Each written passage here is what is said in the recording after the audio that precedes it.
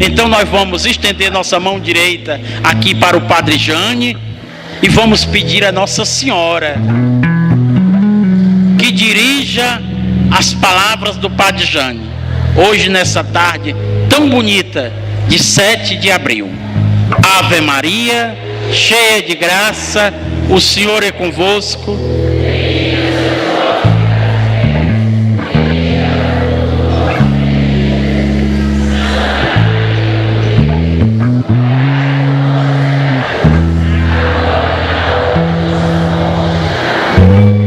Ó Maria concebida sem pecado, ó Maria concebida sem pecado, ó Maria concebida sem pecado. Agora vamos nos sentar, vamos prestar bastante atenção, vamos fazer silêncio para o Padre Jane dar início à sua pregação.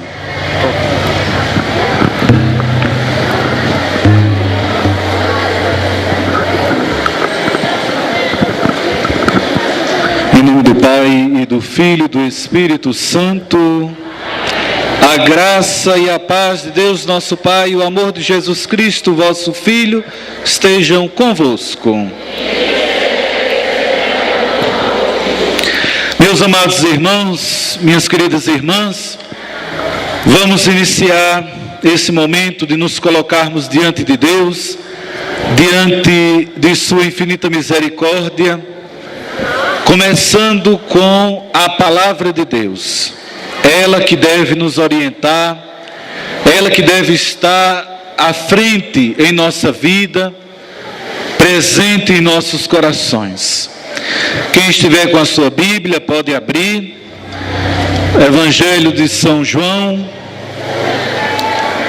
capítulo 20.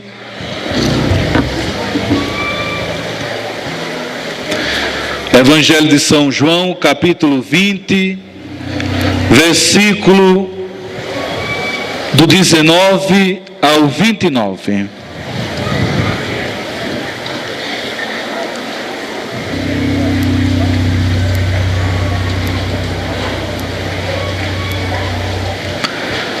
São João, capítulo 20, 19 a 29.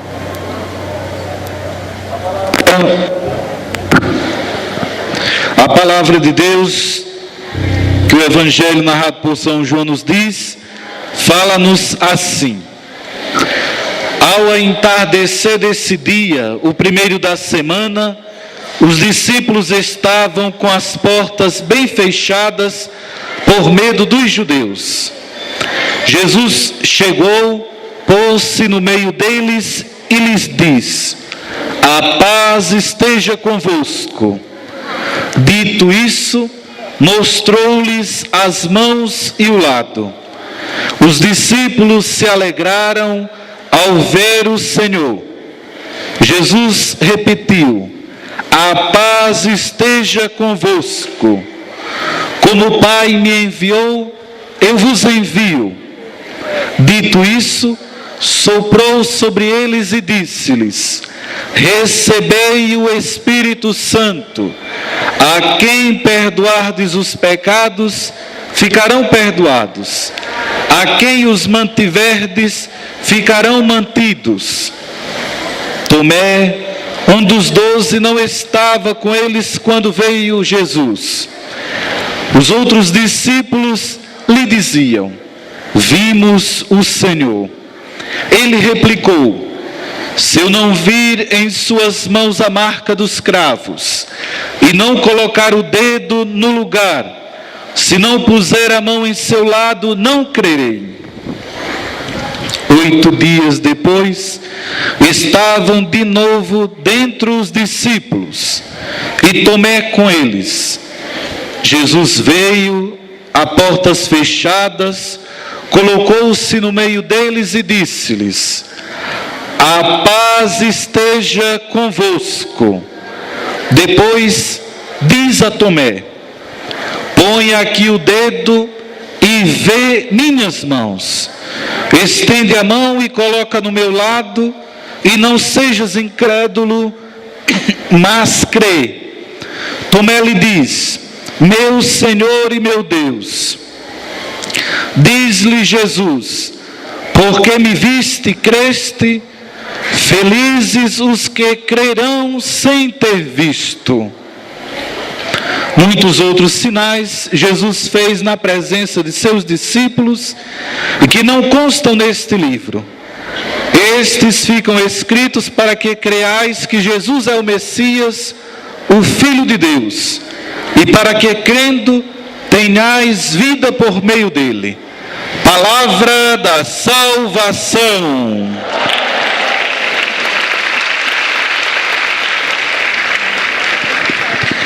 Meus amados irmãos e irmãs, nós estamos nesta 10ª tarde da misericórdia para celebrarmos e agradecermos a Deus a misericórdia do Senhor, presente em nosso meio, presente em nossos corações, presente em nossa vida, presente em nossa comunidade, presente em nossos corações.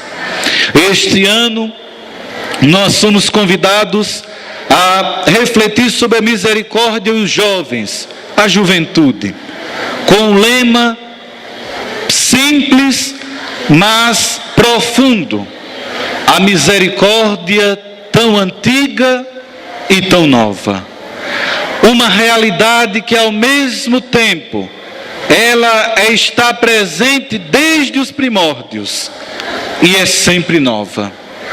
Ela é tão antiga porque Deus, desde o início, se manifestou, aconteceu na nossa vida e na história da humanidade como misericórdia, como o encontro de um coração que ama com aqueles que necessitam desse amor. É por isso que ela é tão antiga, é por isso que ela está presente desde o início. E ela é sempre nova. Sempre nova porque nós muitas vezes não nos damos conta da misericórdia. Sempre nova porque sempre necessitamos da misericórdia. É sempre nova porque muitas vezes a misericórdia ainda é algo desejado pelos nossos corações, mas muito pouco vivenciada. A palavra de Deus que nós ouvimos, meus amados irmãos e irmãs, fala-nos do relato de Jesus que, indo ao encontro dos seus discípulos, que estavam com medo, estavam trancados, estavam fechados no seu próprio medo, Jesus se coloca no meio deles e a primeira coisa que Jesus deseja é: a paz esteja convosco. E repete mais uma vez: a paz esteja convosco. Não é apenas um simples desejo de Jesus, não é um voto de felicidade, é a expressão e a transmissão de um dom verdadeiro. Jesus Cristo ressuscitado, que venceu a morte, agora transmite a paz que é conquistada fruto da ressurreição. Quando o beato João Paulo II pensou em dedicar o segundo domingo da Páscoa à festa da Divina Misericórdia, da qual ele tinha uma devoção especial, ele não estava pensando em introduzir apenas algo mais no calendário litúrgico, mas enfatizar a necessidade que a igreja, que todos nós, filhos e filhas de Deus, temos de recuperar a misericórdia em nossa vida. Nós necessitamos da misericórdia, mas também nós precisamos vivenciar essa misericórdia com os outros. O Santo Evangelho nos diz que Jesus, após desejar a paz aos seus discípulos, diz: a quem perdoardes os pecados, eles serão perdoados. A quem não perdoardes, eles serão mantidos. Aqui entra uma coisa muito importante na nossa vida de cristãos. Nós temos que aprender na misericórdia a perdoar. Se você, meu irmão e minha irmã, está aqui e você acha muito bonita a festa da misericórdia, nós cantamos, até choramos, nos emocionamos, a festa da misericórdia tem que continuar na nossa vida. Nós temos que aprender a perdoar, porque se nós não perdoamos, estes pecados eles serão mantidos. Não é só nós que temos que buscar o perdão, nós temos que também vivenciar esse perdão com os outros. Nós temos que purificar o nosso coração, desocupá-lo de tudo aquilo que muitas vezes ocupa o coração e não deveria estar no coração. A misericórdia divina agirá verdadeiramente em cada um de nós quando o nosso coração se tornar um pouco mais puro, quando o nosso coração se tornar um pouco também mais misericordioso, quando nós formos capazes de enxergarmos na humildade que nós não somos melhores. Às vezes nós não perdoamos porque a gente se acha melhor. Eu não perdoo porque a pessoa me fez uma ofensa tão grande, eu não merecia isso. Talvez até, meu irmão e minha irmã, você não mereça, mas não é papel de nenhum de nós julgar o outro. Você perdoa e entrega, confia a Deus essa outra pessoa. Você tem que perdoar. Se a pessoa irá se converter, se a pessoa vai vivenciar e entender o que significa o perdão, é uma outra história. Mas você não pode carregar no seu coração esse peso e essa culpa. Uma outra coisa muito importante que a misericórdia deve fazer em nossa vida é aquilo que já em momentos de aconselhamento eu sempre digo a vocês: o perdão não é amnésia. Perdoar não significa você sofrer de uma amnésia momentânea ou instantânea. O que quer dizer isso, padre? Porque muita gente e outras pessoas ficam se aconselhando: se você não perdoar, mulher, e não esquecer, você não perdoou. Não se trata disso. O perdão é algo tão profundo no coração que você pode até ainda lembrar, mas você não deve nutrir e ter nenhum sentimento mais sobre aquilo que lhe aconteceu. Isso é o perdão. Mas não quer dizer que você não esqueça. Se nós ficamos com alguma cicatriz no nosso corpo, essa cicatriz já não dói mais, mas a cicatriz ela nos lembrará sempre aquilo que aconteceu. Então, se você perdoar e não sentir no seu coração nenhum tipo mais de mágoa, de ressentimento, aí verdadeiramente você perdoou.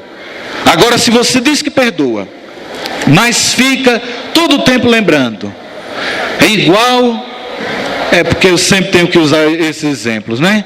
Igual mulher que diz que perdoou o seu marido, mas na primeira briga ela volta e traz um defunto de 20 anos atrás. E você fez isso, eu lembro bem. E o pobre abençoado diz: mas você não disse que perdoou. Perdoei, mas você me faz lembrar. Então, meus amados irmãos, se a gente perdoou, isso tem que ficar para trás mesmo. Tem gente, já disse para vocês, tem gente que adora um defunto. Tem gente que mora com o defunto dentro do seu coração. Tem gente que mora com mágoas que estão há 30, 40 anos. Eu não sei como não infartou ainda. Porque vai alimentando isso, vai alimentando dentro do seu coração. E o coração foi feito para receber o dom da paz. Como é que Jesus pode chegar a você e dizendo: a paz esteja convosco, e o seu coração repleto de mágoa, repleto de guerras, repleto de rancor? A paz de Jesus não pode entrar nesse coração. A paz de Jesus não pode habitar no seu coração. A paz de Jesus habitará no seu coração quando você, vivenciando a misericórdia de Deus, você se sentir amado. E você, sentindo-se amado, você, meu irmão e minha irmã, vai perceber: o Senhor me ama tanto, que o olhar dele nunca é de condenação.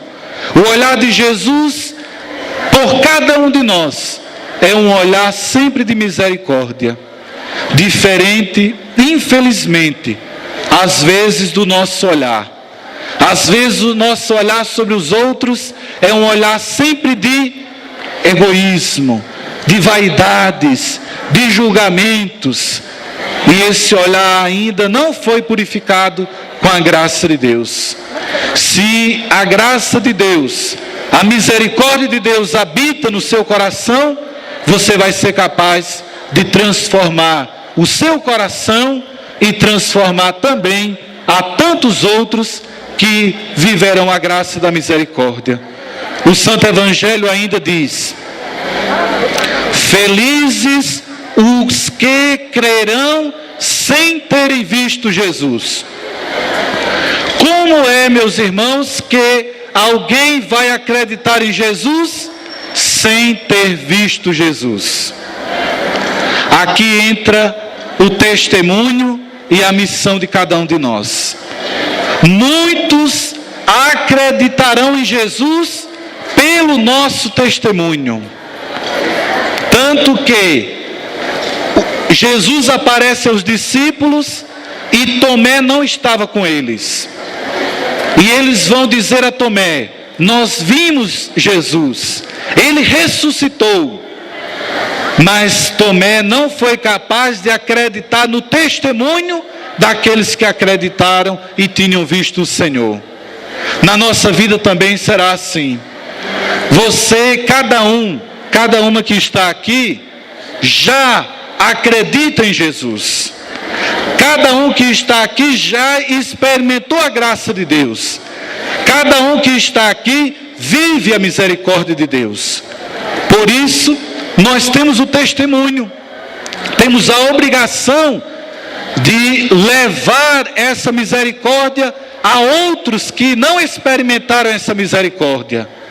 Agora, quando nós, aqui participando da festa da misericórdia, e daqui sairmos ao encontro de outros, e no encontro com outros, não formos capazes de transmitir a misericórdia de Deus, os outros não acreditarão que a misericórdia é capaz de nos transformar.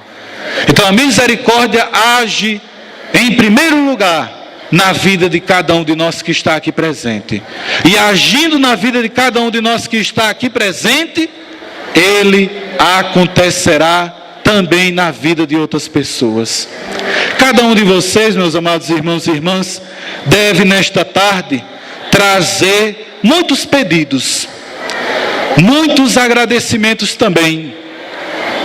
Cada um de vocês deve ter um pedido sobre saúde, um pedido de emprego, mesmo aqui não sendo cine.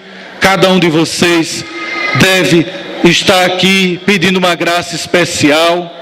Mas a gente deve pensar sempre: o que nós pedimos a Deus, nós pedimos, mas em último momento nós apresentamos a sua vontade. Nós não pedimos como se nós fôssemos os merecedores, como se nós fôssemos aqueles que, pedindo, temos que ser atendidos. Nós pedimos com humildade, nós pedimos com amor, nós pedimos suplicando a misericórdia de Deus. E por fim, queria lhes dizer que é muito importante que a misericórdia na nossa vida aconteça de modo que nós tenhamos misericórdia também com os outros. Vamos parar, meus irmãos, de julgar as pessoas. Vamos parar. Padre, o que é que eu faço? Existem pessoas que só quando morrer, não é? Porque é uma grande dificuldade de vivência da fé. Nós somos tentados a viver julgando as pessoas. Nós somos tentados a viver falando das pessoas. E a misericórdia divina, ela vem dizer em primeiro lugar: Senhor, eu confio em vós. Senhor, eu sei que quem é a misericórdia é o Senhor. E eu sou irmão dos outros. Eu não sou melhor do que os outros. Isso tem que entrar na nossa cabeça, mas isso deve entrar também no nosso coração. Se isso entrar no seu coração, você vai ter a capacidade de perdoar. Se isso entrar no seu coração, você vai transformar a sua vida. E vamos viver essa misericórdia, meus irmãos. Vamos viver a graça de Deus, pedindo sempre que o Senhor nos dê a graça do perdão. Hoje de manhã na missa, no Padre Andrade, eu fiz um pedido. E vou fazer também um pedido aqui a vocês. Nós devemos rezar sempre. Nós devemos sempre nos abandonar a Deus. E um pedido muito especial é que, na vivência da graça, da penitência, da misericórdia de Deus, nós temos que aprender uma coisa bem simples. Nós temos que aprender a nos confessar. Aí vocês poderiam até me perguntar: padre, tem gente que não sabe se confessar? Muita gente não sabe se confessar. Porque muitas vezes eu até entendo, escuto pacientemente, mas a pessoa vem, como eu disse hoje na missa, e confessa todos os pecados do abençoado, do seu marido. E passa a confissão inteira falando do abençoado. E o abençoado é isso, o abençoado é aquilo, o abençoado é isso, o abençoado é aquilo. E o Padre Jânio pacientemente escuta tudo, mas no final eu tenho que perguntar quais são os pecados da pessoa. Porque se a pessoa já fez a confissão do abençoado, pronto, deixa o abençoado quieto, agora é a sua vez. Quais são os seus pecados? E às vezes também não é só o abençoado que entra na confissão, não. Começa a confessar de outras pessoas, de vizinhos, da vizinha, não sei mais de quem, é isso, é aquilo, e nós não nos apresentamos diante de Deus. A confissão é para a gente se apresentar e dizer: eu pequei, eu tenho esses pecados, eu preciso da misericórdia de Deus, eu que fiz isso, eu que pequei. Porque senão assim, o abençoado nunca vai vir se confessar.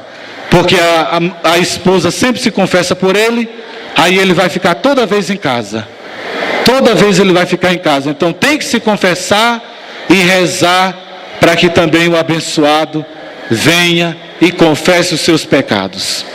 Meus amados irmãos, obrigado. Que o Senhor abençoe, conduza sempre. E viva a festa da misericórdia! Viva Jesus Cristo! Muito obrigado. Ao nosso querido Padre Jânio, o nosso muito obrigado. Aquele abraço nele, né? Que ele merece, né? Senhor, pela tua paixão, no abandono da cruz, tem piedade de nós. Jesus, pelo sangue jorrado do teu coração, pelo teu